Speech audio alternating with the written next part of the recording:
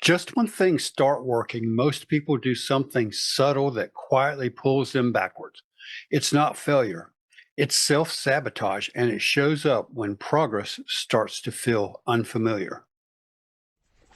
Welcome to the Doing What You Know Friday community video. These Fridays are about slowing things down just enough to reflect, reconnect, and reinforce what you're building. Not just in your business or goals, but in yourself. If you've had a strong week, great. If it's been messy, you're still exactly where you need to be. By now, we've established a few important truths together. You already know what to do. Hesitation shows up right before action matters. Consistency feels boring, but it's what creates real change. So logically, once someone pushes through hesitation and starts showing up consistently, progress should just continue to build. But that's not what usually happens. What usually happens is something far more confusing. People start to make progress and then they quietly pull back. Not all at once, not dramatically, just enough to stall. That's what we're talking about today. Self-sabotage is rarely obvious. It doesn't look like blowing everything up. It looks like tiny choices that slowly drain momentum. Skipping one action you've already been doing consistently, letting a boundary slide just this once, or stopping the habit that was working because it suddenly feels optional. From the outside, nothing looks wrong. From the inside, something feels off. And the most dangerous part is this: it feels reasonable. Self-sabotage almost always comes with a good explanation. Here's what most people don't understand. Your nervous system is designed for familiarity, not success. It doesn't care if something is good for you. It cares if it's predictable. When you start doing better than you're used to, your system experiences that as instability. Even positive growth creates uncertainty, and uncertainty triggers protective behavior. That's when you hear thoughts like, I've been doing a lot lately. I deserve to ease up. I don't want to burn out.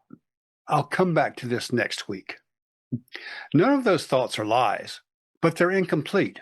They're the nervous system trying to restore what feels normal. Here's an important distinction. Rest is intentional. Self-sabotage is reactive. Rest is planned. Self-sabotage justifies itself after the fact. Rest restores energy without abandoning structure. Self-sabotage quietly removes the structure altogether. The confusion between these two is where people lose momentum. They tell themselves they're resting when they're actually disengaging. And disengagement is always easier to justify than quitting. One of the most valuable things about being inside a community is pattern recognition. You don't just see your progress, you see what happens around your progress. Inside this community, I've noticed something consistent. The people who keep growing aren't the ones who never feel resistance. They're the ones who notice it sooner. They recognize the early signs: reduced visibility, looser commitments, fewer check-ins, and less urgency around actions that used to matter. They don't panic when they see it, they respond. That response is the difference between growth that sticks and growth that stalls. Here's the reframe that changes how you deal with this. Self-sabotage is not proof you're broken. It's proof you're expanding beyond an old identity. The behavior isn't the problem, the interpretation is. If you see self-sabotage as failure, you'll spiral. If you see it as a signal, you'll stabilize. The signal is simple. You're doing something new, and part of you hasn't caught up yet. This is where people either abandon progress or reinforce it. The ones who reinforce it don't try to do more. They return to their baseline actions. Every meaningful shift in my life followed the same pattern: momentum, discomfort, temptation to pull back. Not because the progress was wrong, but because the progress required a new standard. The breakthrough wasn't eliminating that pullback instinct. It was refusing to negotiate with it. No emotional debate, no overthinking, just a return to the same actions that created momentum in the first place. That's how growth becomes stable. Here's the question I want you to answer honestly. What do you usually do right after things start going well? Do you ease off structure, get distracted, stop tracking progress, lower expectations of yourself? That answer matters because once you can name the pattern, you can interrupt it. This is exactly why this community exists. Not just to help you start, not just to help you push through hesitation, but to help you stay steady when growth feels unfamiliar. If you try to do this alone, self-sabotage feels like failure.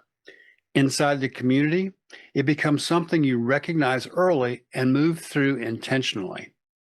If you're not already active inside the Doing What You Know community, join us at www.doingwhatyouknow.com/team. Stability doesn't come from motivation. It comes from staying visible long enough for the new identity to settle. If you're watching this and you're not actively inside the Doing What You Know community, understand this. Progress doesn't come from knowing more. It comes from being in an environment that keeps pulling you forward when you normally drift back. That's what this community exists for. Join us at doingwhatyouknow.com/school. It's SKOOL. Get involved, stay visible, and keep doing what you know.